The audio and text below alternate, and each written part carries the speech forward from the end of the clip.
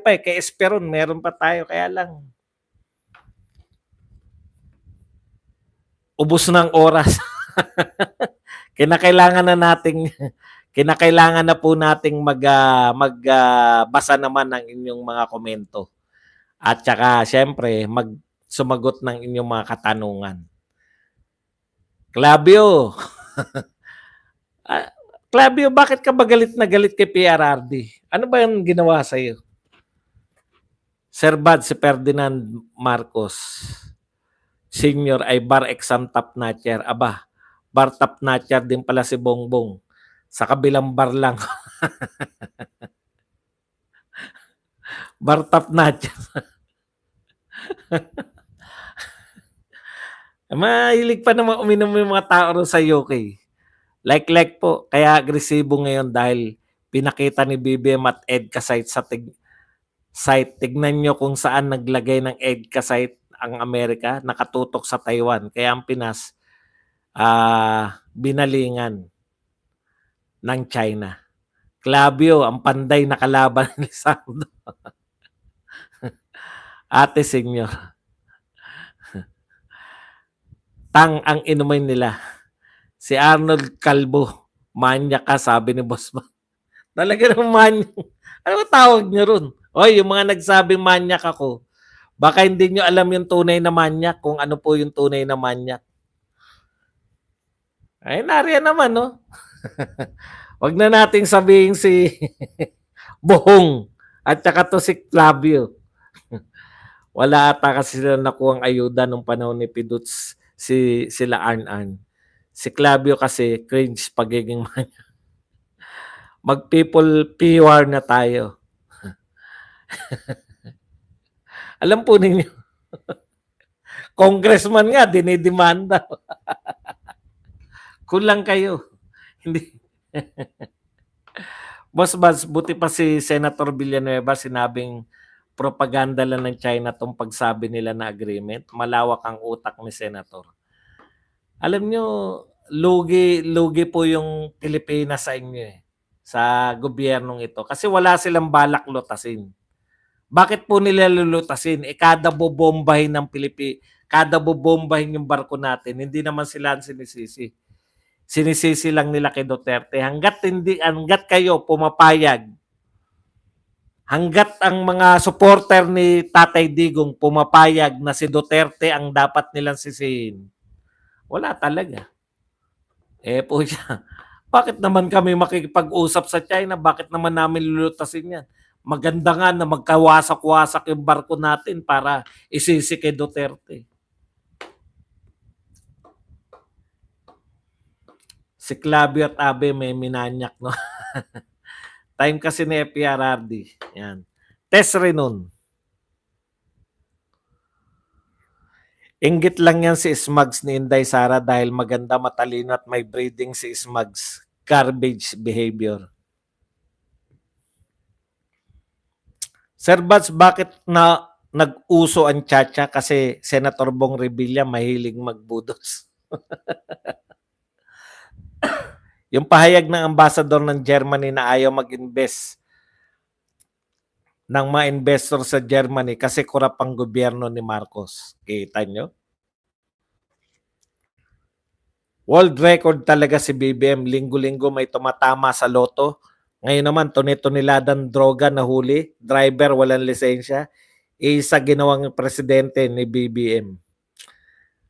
OFW yan. Naalala ko panahon ni Digong na nautusan niya ang mayor na gumalaw at maglinis ng sidewalk at kalye ng obstruction. Ramdam talaga ang administrasyon. Kuya Bads, si Marcos, lalot binaon ng Pilipinas sa hirap. Buti pa si Duterte, inangat ang Pinas. Time na yon, sana magising na militar. Wag na po kayo manawagan po. May kaso na kasi nananawagan pa kayo ng ganyan. Ano po yan eh. Mga abogado po yun. Hayaan nyo na po sa kanila yan. Tayo po, yung pinupuna po natin, hindi po tayo nagmamadali. Kasi nung si Duterte, kinokontra ko po yan eh. 'Di ba nung Pangulo si Duterte, nananawagan sila ng people power? Aus Duterte, let Lenny lead. Ayaw po natin yan pag tayo nakaupo. Bakit pag iba yung nakaupo, gusto natin? Igalang po natin yung boto ng mga tao. Kung nagkamali po yung pagboto yung mga tao, di magtatanda yung mga tao, di ba? Babalik tayo sa Duterte. Dapat pag-usapan nyo kung bakit nakalaya na si Kerwin Espinosa, tatakbo pa nga na Vice Mayor sa Albuera. Talagang ganun eh. Ibang uri itong gobyerno. Sir Badong, unti-unti na po namumulat ang tao sa government ni BBM. Ang Mindanao ay malapit na magising. Been watching Sir Eric and Attorney Lorraine and it is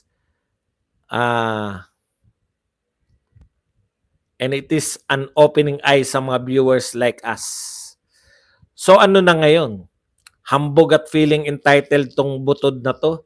This only shows that she's the one ruling the country. Ako bisdak ang kinasama ng ugali ng kinasama din ng physical na itsura niya. Ang kinasama na ugali nila, kinasama din ng physical na itsura nila.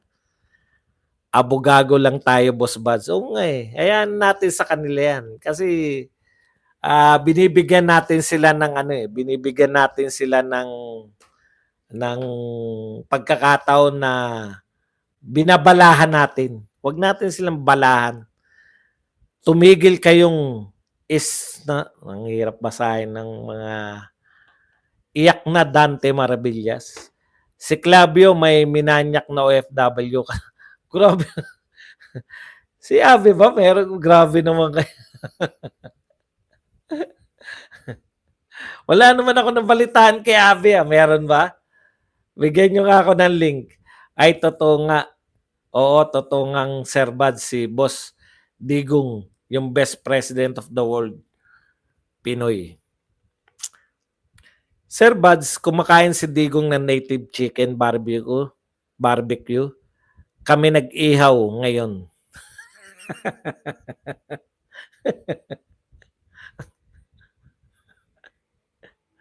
Ang galing ng ang galing ng connection mo. Nag-iihaw kayo ngayon. Kinonekta nyo na kumakain si Tatay Digong. Gulo nun. Tama si Sir No More Marcos. Zero vote to them and their allies. Correct. Willing to wait. Problema ngayon, solusyon ngayon. Tapos.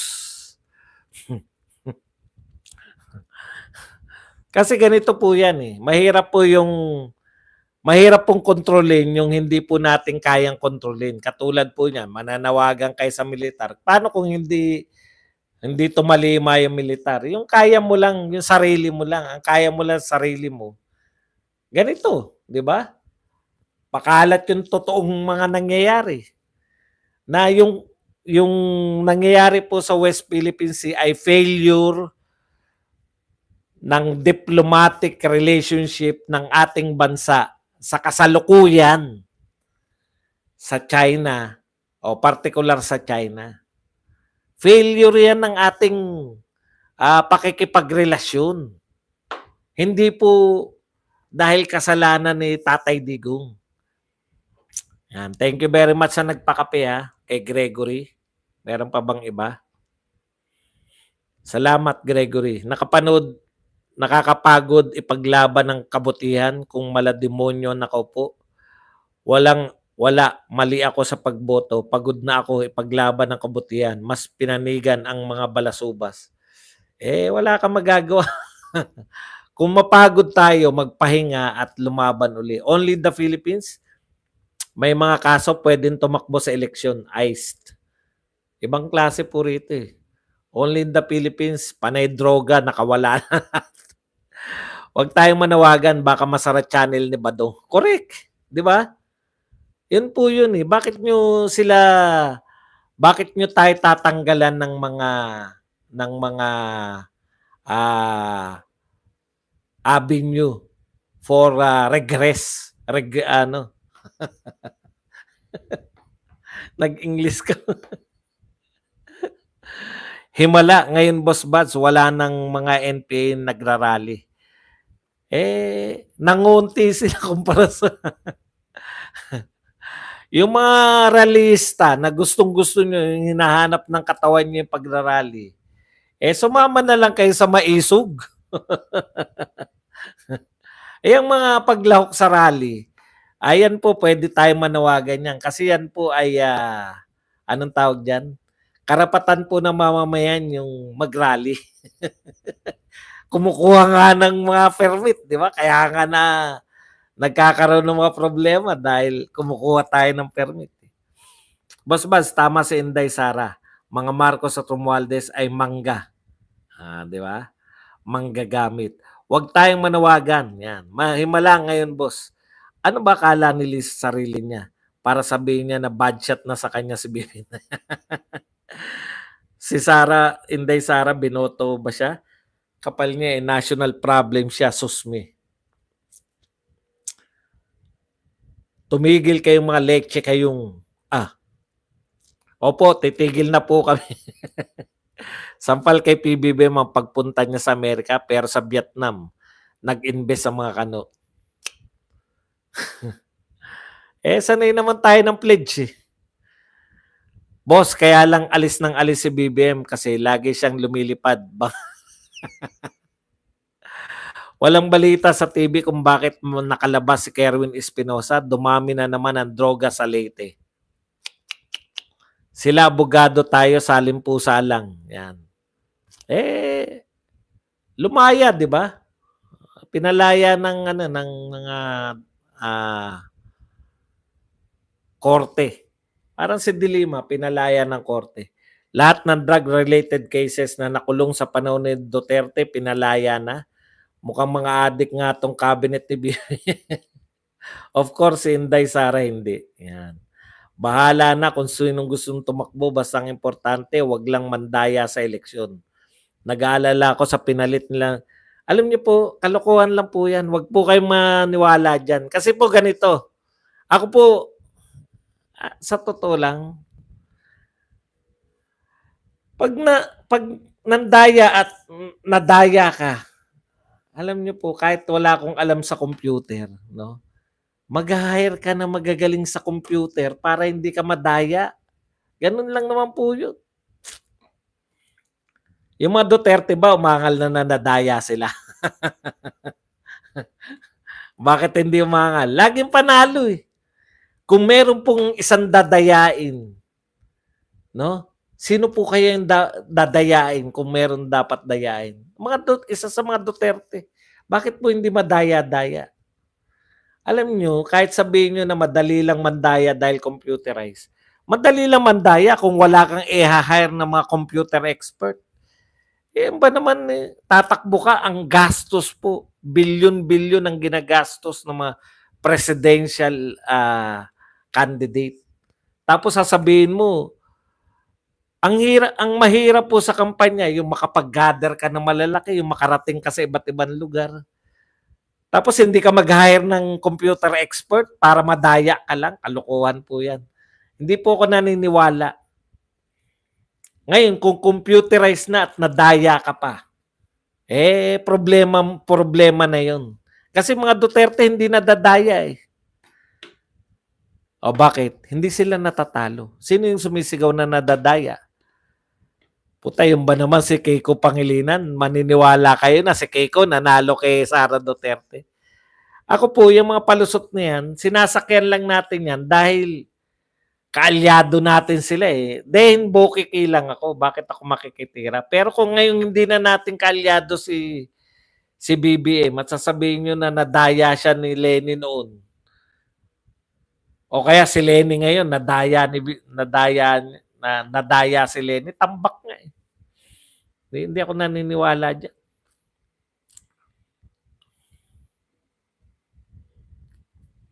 Agoy, nagkakalat ka na naman ng kasinungalingan, sir. Okay. Sinungaling pala ako, bit ka narito. Pero okay ka lang dyan. Tiyaga-tiyaga ka lang. Maglista ka lang ng kasinungalingan ko. Huwag nyo nang tanggalin kasi yung mga yan. Hayaan nyo lang. Gusto nila mabwisit eh. Kasi pag tinanggal nyo po yan, wala nang kokontra, pangit na kwentuhan natin. Gusto ko yung may mga kumukontra eh. Pero kita nyo naman sinabi niya, hindi naman ako sinabihan ng manyak. Boss Buds, kung si Lene mag-DepEd, baka mahirapan ng mga bata sa mathematics. Mali ang principle mo sa opinion ko. O di mali ako. Okay na yan. May opinion ka, mali ako. Di okay lang. Ang tanong ko, ba't narito ka?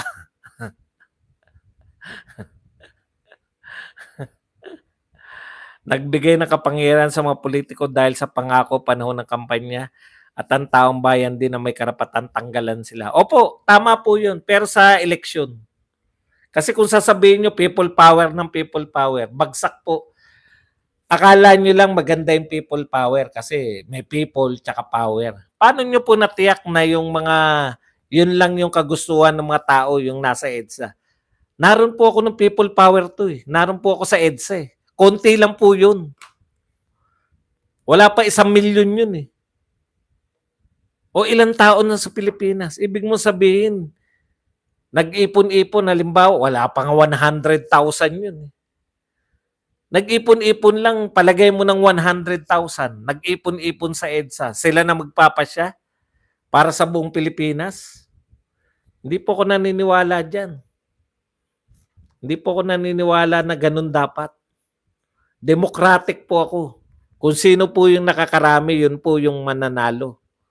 At sa eleksyon po yun. Kung nagkamali tayo, hindi nyo pwedeng madaliin yung proseso. Nagkamali ka na nga eh. Magkakaroon ka pa ng isang pagkakamali. Huwag pansinin ng mga troll. Sayaan lang sila dyan. They need wisdom. Boss Buds, ang pandaraya yung namimili ng boto. Talamak na talaga yan. Correct. Lahat may kanya-kanyang opinion pero hindi lahat marunong rumispeto. Tignan nila pros and cons. Tama ka, sir. Sir Buds, totoo nga ayon sa DCRH, tumaas ratings ni BP Sara at Senator Bong Revilla Budots dahil binigyan ng mahirap ng homeless na Pinoy. Tindi ni Warren, no? Supporter ka ni Bong Bong Revilla. Nahalata ko meron pumapasok dito na supporter ni Bong Revilla.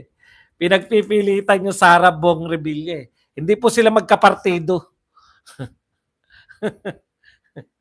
Si Bong Revilla po ay bahagi po ng Lakas CMD. Baka hindi nyo po alam. Doon po nag-resign si Sara Duterte. Huwag nyo pong ipagpilitan na si Bong Revilla makakatambal ni Sara Duterte. No? Hindi po namin susuportahan si Bong Revilla. Bahagi yan Tambaluslos. Kapartido niya si Tambaluslos. Magtapatan na tayo. Inahayaan ko lang kayo promote kayo ng promote kay Bong Revilla dito eh. Wala po kaming ibobotong Tambaluslos. Ganun lang po yun. Isosolid po namin. Magsosolid po kami na Duterte lang yung mga sinusuportahan lang ng Duterte.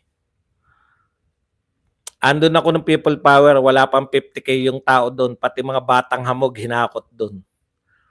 Kaya nga po kaya wag niyo po sabihin sa akin na yung people power ang magpapasya kaysa sa botohan.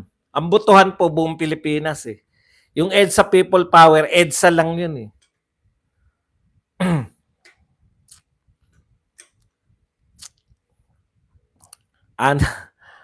Wag yan si Bong Revilla, balimbing yan. Ibig mo sabihin, magtitiis tayo hanggang, opo, magtitiis po tayo. Pero pag merong ganyan, halimbawa, bakit naman, ang point ko lang dito, igalang natin yung mga binoto ng tao at wag na tayong magkamali. Ngayon, kung meron pong, halimbawa po, wag naman pong, hindi po ako nananawagan. Maisog rally nga. Kayo ba, matinan na maisog rally man lang? Ako lahat na rally na atinan ko na yun. Kaya wag niyo po sabihin sa akin na magtitiis tayo. Pag may time, magpakita kayo ng suporta. Yun po yung point ko.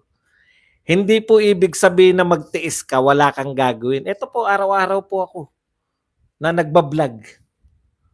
Eh, ano ba naman yung kayo kung hindi kayo vlogger, eh, di i-ano niyo po 'to, i-share niyo sa mga page ninyo 'tong mga alam niyo makakatulong po kayo na mapaabot natin sa nakakarami yung mga, paniniwala natin sa mga Duterte. Yun po yun. Yun nga, i-share ninyo para mas marami, 'di ba? Nakakatulong po kayo. Yung mismong pakikinig niyo lang sa mga ganito, sa mga pro Duterte, hindi niyo po maiiwasan, eh, na 'pag nakipagdebate kayo, dala-dala niyo, may naaarmasan kayo na nabibigyan kayo ng, oo nga 'no, tama nga si Badong, oo nga, tama nga si gano'n, oo nga, tama nga si gano'n. O di, kahit hindi niyo po sadyain, nagiging natural po yung pagtatanggol ninyo sa mga Duterte. Kaya hindi po tama yun na wala tayong ginagawa. Marami po tayong ginagawa ngayon. Yung pag-attend nyo lang ng virtual rally. Di ba? Kumbaga, yung pakikinig nyo, nag-e-effort po kayo. Hindi naman libre to kahit hindi kayo magpakape, kahit ano. Yung oras ninyong binabayad nyo sa amin. Yung oras po ninyo na binibigay, yan po, nagkakaroon po kayo ng kaalaman o panonood nyo, hindi lang kay Badong, sa iba't iba pa, di ba? Yun lang. Malaking bagay na po yun. Kaya wag nyo pong maliitin yung nangyayari ngayon. Hindi po, nung panahon nga na revolusyon, si panahon nila Bonifacio, di ba? Hindi naman kagad nagrevolusyon sila Bonifacio. Nakikinig muna sila kala Marcelo del Pilar, kala Graciano Lopez Saina, o kala Jose Rizal. Nagbabasa muna sila ng, tindi pala nito mga Kastila na to. Tindi pala nito ni Pare Damaso. Ginahasa yung asawa ni anak niya pala si Maria Clara. Alam niyo, di ba? Magagalit ka talaga eh. Pag alam mo yung istorya ng No Limit Tangere, magagalit ka talaga eh. Biro mo, ni-rape yung nanay ni Maria Clara na naging tapos ninong pa siya doon sa anak niya. Tapos yung anak niya si Maria Clara, ginahasa rin ng pare. Ayun po, hindi naman kagad-kagad. Unti-unti po nagagalit yung mga tao kada nagbabasa ng nobela. Yung iba nakikinig kay Marcelo del Pilar. Ganito, ganito. Ganun po talaga yun. Hindi po pwedeng madalian.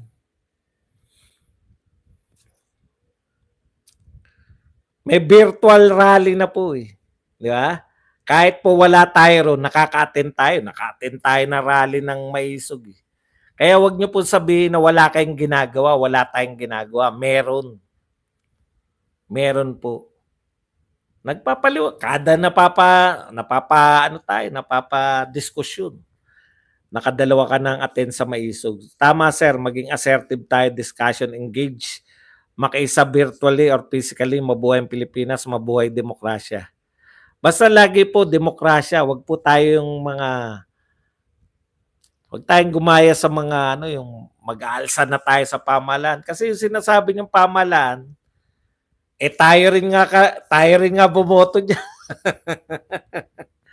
Ako magdadasal na wag naman ganoon. Attend na lang tayo ng Maisog Rally kung sino malapit sa area of Dadausan. Doon kasi natin mapapakita ang suporta natin sa mga Duterte at magdadalawang isip yan sila sa dami natin. Reggie Regal Felipe, nabuang na. May ginawa tayo, mag-like tayo para may magawa tayo. Correct? Magpakape kayo. Para may magawa kayo.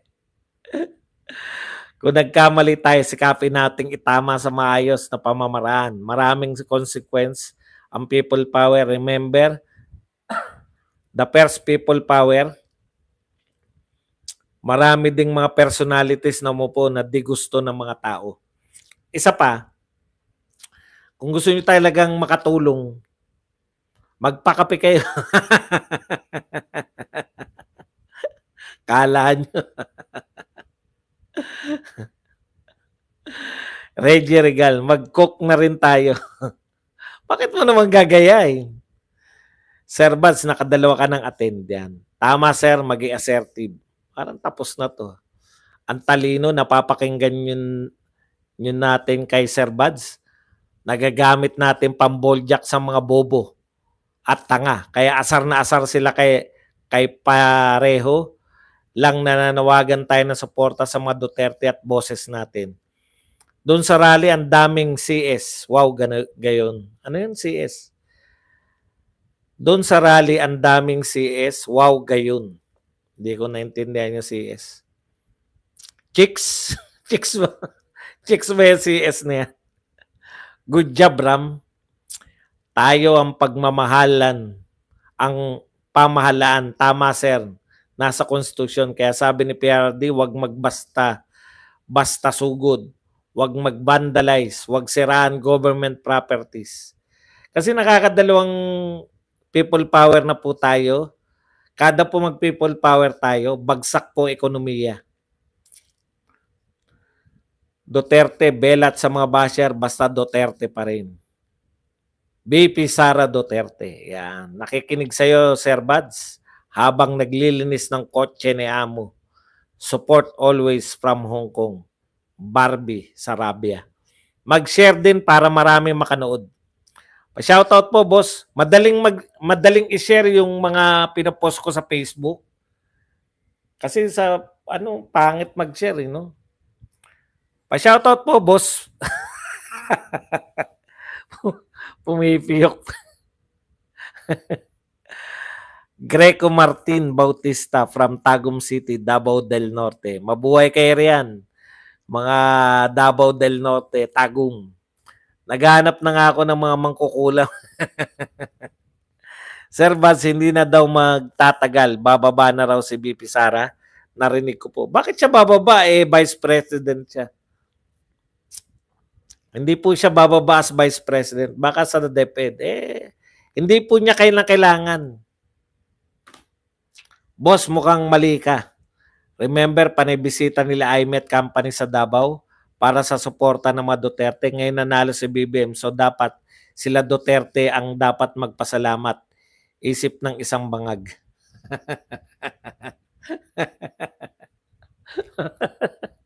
Kala ko. Buti binasa ko lahat. Mag-ano na sana ako. Maldita talaga yan silam. Kape-kape, Boss Buds.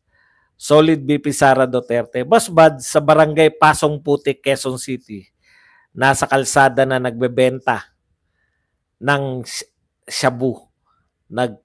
Nakakatakot na talaga. Kita nyo? Boss Buds, sana 2028 na para presidente na si Inday Sara. Idol Buds, galing mo, keep it up.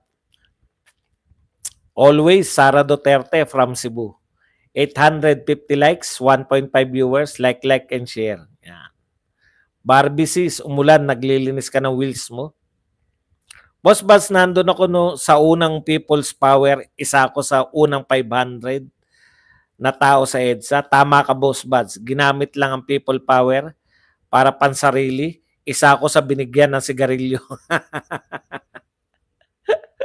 Para ipamigay sa mga PCINP. Sa interview ni Lisa kay Tunying, lalong masisira imahe ni Bangag. Pinatunayan niya na siya ang national problem ng Pinas. minsan talaga may ganun Akala mo nakakatulong ka, di ba? Akala mo pag nagsalita ka nakakatulong ka. Yan si Rizon Tiberos. Kada magsasalita yan, nanggagalit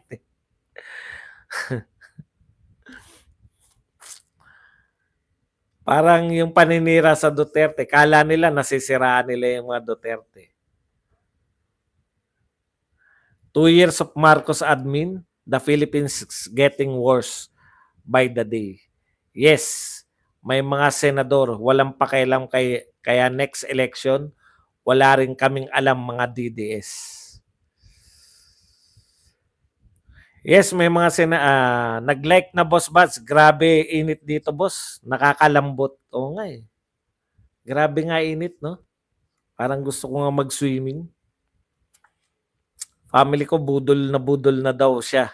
God bless po mga solid DDS.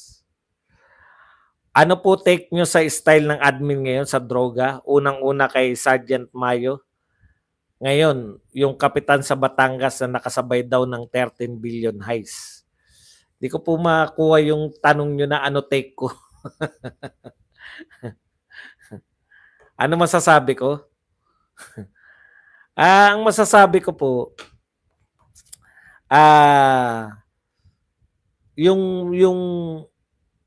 kung ano no, palagay na nating totoo nga na yan ay huli talaga.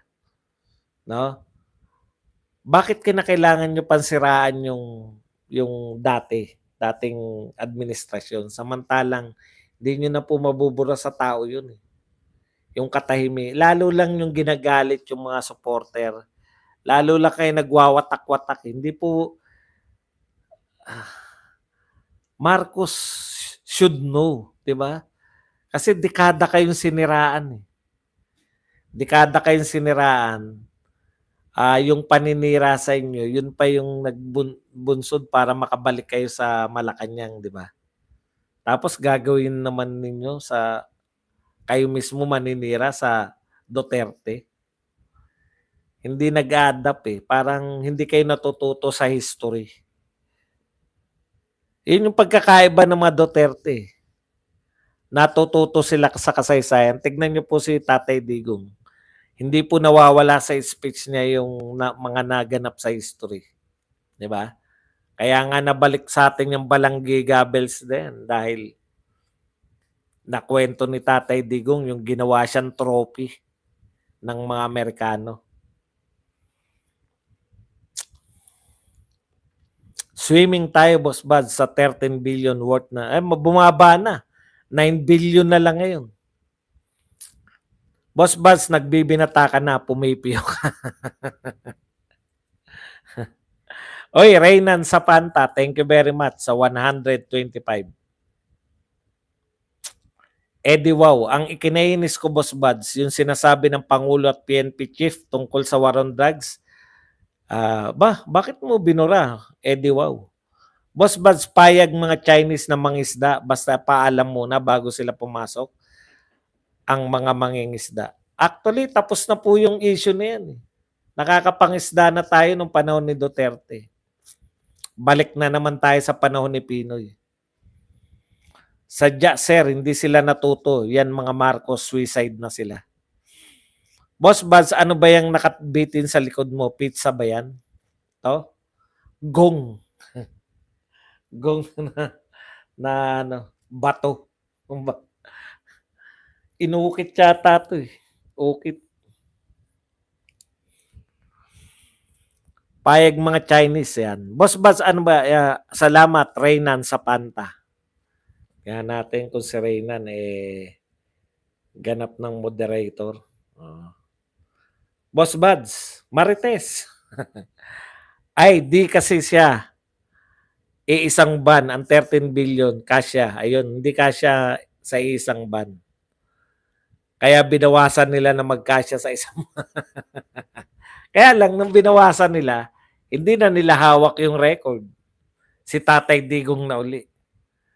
Bentahan sa atin ginawa ni BBM tungkol sa Shabu na yan kasi patunay lang na nag-backfire sa gobyerno niya ang katangahan nila at pagiging lamya ng pamumuno niya. Di yan nakasira kay Tatay Digong. Ano po koneksyon kung nakahuli kayo? Bakit masisira yung dating admin? Tapos na yun. Veracruz gifted 1 Badong Aratlis Vlogs membership. Paano ba tong 1 Aratlis Vlogs membership? Gagawa kayo ng ano? Ng isang member? Teka, sino ba pwede nating i-member? Sino ba yung laging narito na ano? Ayun, si Amik. Bakit si Amik dati ng member yan? Hindi ka ba member, Amik? Kuya, nakita ko yung nasa kulungan ng mga ninuno natin, nilagay sa kulungan ng baboy. Sa isang palabas, mga hayop. Sila kaya galit na galit ako sa Amerika na yan. Oo! Meron po nun, uso po nun sa Amerika yung ano, yung parang yung zoo, tapos mga tao, mga native sa ibang ibang lugar. So, nagbabayad sila para mapanood yung mga Pilipino. Grabe. Biyahe komida. Ay hindi eh. Ano pala yun eh. Kung sino pala in-automatic ni YouTube. Boss Buds, kaya daw siniraan ang mga Duterte para daw makabalik sila sa Malacanang. Arnold Claudio. Rapist. Oh, Arnold yun ha, hindi. Musta Sir Badong? Okay naman. Ako Boss Buds, member. Biyahe, komida. Ako Boss Buds, i-jacket mo na rin. Hindi, isa, yun po yung nag-ano eh. Ano pangalan ng boxing channel mo? Bad Aratilis. Wala, hindi na ako nakakapag ano sa boxing eh. Boss Buds, mag-ingat po tayo kay FM Lisa. Palagay ko eh, gamit din siya sa mga elitista. Anong ang mga sinungaling mga traidor, kalakip, walang mga utang na loob, mangga, gamit, bagoong. Yes, nakatali pa ang kamay ng bata. Maayong hapon, Sir Buds. Laki ng inggit ni Lisa kay BP. Sara. Boss Buds, hindi pala maganda si Lisa. Lahat pictures edited. Bad Aratilis, BFF niya si. Boss Buds, yung mga lalagyan ng shabu na nahuli. Kasi po, parang kung di ka naman na-appreciate, di ba? Ang hirap na rin eh. Pero yun yung nanonood sa akin dun, 30, pinakamalaki na mga 70. 70 ah. Wala pa 100. JIL, Badong. Yan si Clavio ay isang inggit pikit. Boss Bad, sa mga lalagyan ng shabu nahuli sa Batangas, yun din yung malalagyan ng confiscate nung 2020. Walang yaka. Bakit naman maingit si FL kay BP Sara? Alam mo, comment ka na lang JIL review. Tatanungin mo pa ako kung bakit naiinggit si BP kay si First Lady. Wala po ko alam. Hindi ko po sinabi na naiinggit.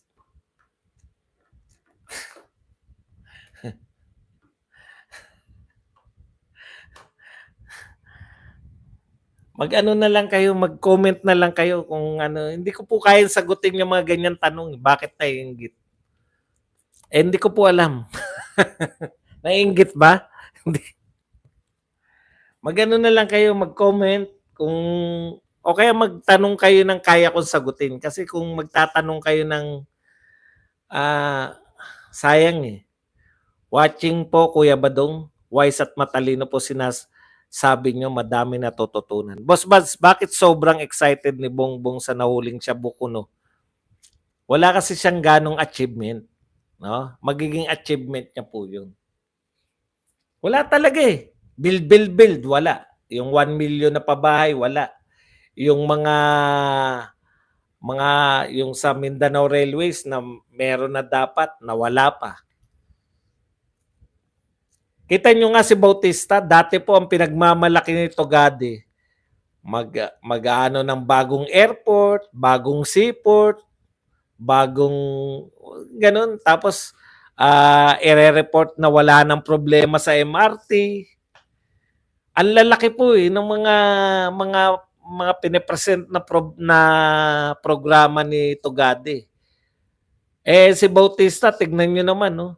Ang pinipresent, meron ng plastic yung ating lisensya. Puta, naka-cover lahat ng lahat ng media. Yun na po pinakamalaking achievement ng DOTR. Talagang talagang kaya masaya po si PBBM pag nakakahuli ng ganun. Kasi parang panahon ni Duterte, parang pangkaraniwan lang na achievement yan, no? Okay, hindi na uso na notification. Hindi ko po alam yung notification na yan ng ng YT. Dapat lang siyang ma-insecure kay VP Sara. Dahil matalino, maganda, mabait, masipag, nagtatrabaho ng totoo para sa bayan at taong bayan. Trolls mo yan, Sir Badong, si JIL Review, vlogger ng BBM at Lisa Tanas yan. Mag-reply na ako. Ano yung sinasabi ni PBBM na ang bigas daw gawin 1 kilo, 15 pesos? Ano yun? Drawing lang. 20 pesos naman po. Hindi naman 15 pesos. Boss Baz, kasali ba sa zona ni Bong yung Shabong nahuli ko, no? Ay, hindi ko pa po nare-review yung zona eh. Wala po. Boss Baz, nakakagwapo ba yung binibenta nung Bicolanong vlogger? Tanong niyo po, hindi po ako gumagamit nun eh. Ang dami mong alam, JL, ang dami mong ek-ek. Wala namang katotoran. Kung hindi ka troll, di mag-comment ka ng maayos. Kung ano-ano. Gusto mo sumikat dito? Walang katotoran yung mga hindi ako troll. Ang troll, hindi nagpapakita. Ano naman kung hindi ka troll? Hindi ka troll, may check ka nga. Ibig sabihin, 100,000 ka na mahigit. Meron ka na sigurong ganito. Di ka ba masaya? Naging 100,000 ka na ganyan yung mga ano mo, mga tanong mo. Magtanong ka naman na matcha-challenge ako. Mag-comment ka ng nakaka-challenge kasi meron ka ng anong tawag diyan? Yung ganyan, silver button eh. 'Di ba? Kung anti-Duterte ka, magtanong ka ng matcha-challenge ako. O kaya mag-comment ka na talagang kasi mataas ang diskusyon dito eh. Kaya yung mga sasabihin mo rito na, hindi ako troll no kasi nakikita ko yung troll hindi. Walang katotor. Sayang yung silver button. Sa ginawa ni BBM admin, lalong napapatunayan na nagkamali tayo ng binoto.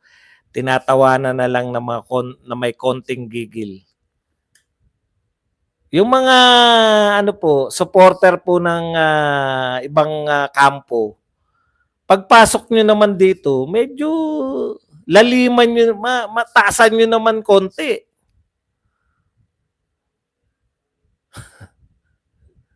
Sure, magko-comment ako na na-challenge ka, Boss Buds. Yan ay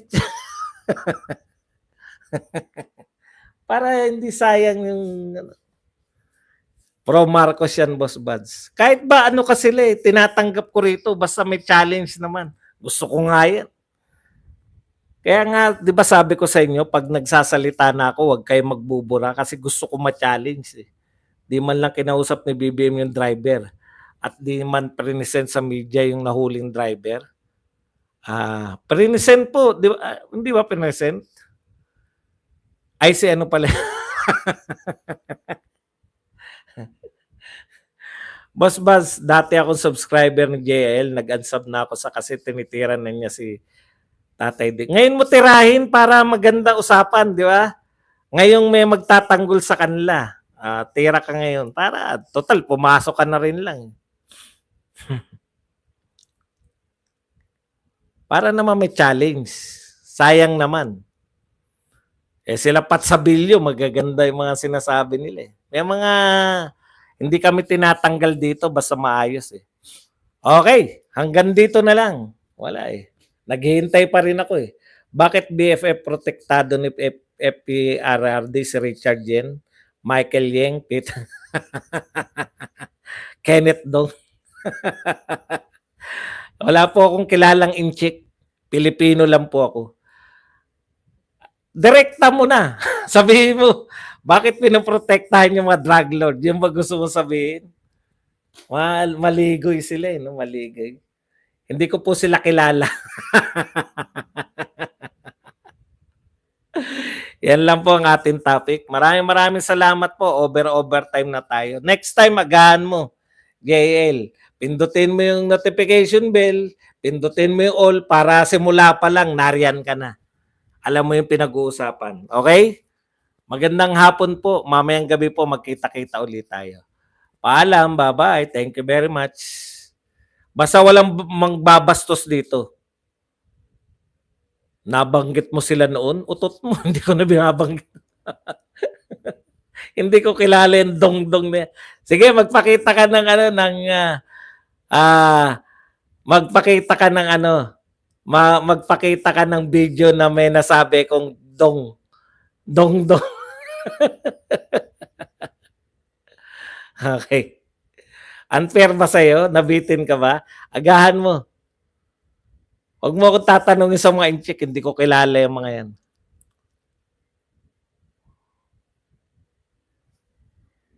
Kala mo nabubuhay